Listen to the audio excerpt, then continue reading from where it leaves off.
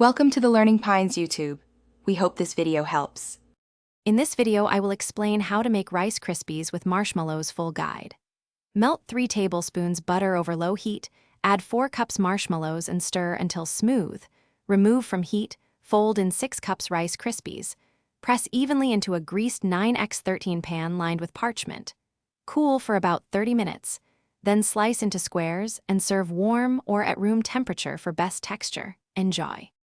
Gather 4 cups Rice Krispies, 4 cups marshmallows, 3 tablespoons butter, a pinch of salt, and a greased 9x13 pan with parchment and a rubber spatula. Measure ingredients accurately and prepare your workspace to avoid rushing. Preheat nothing. This is stove top, so focus on low heat and steady stirring to prevent scorching.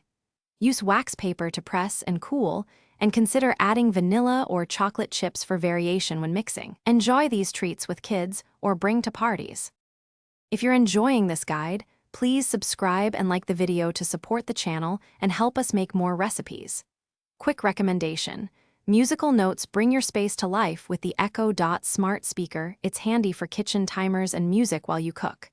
Check the description for the product link and other deals, and thanks for watching.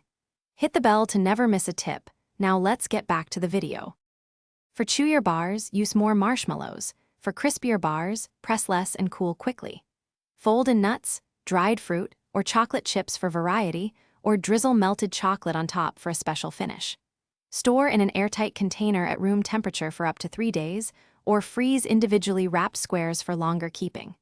Label frozen packs with dates and portion sizes for convenience before gifting or reheating gently when ready to serve.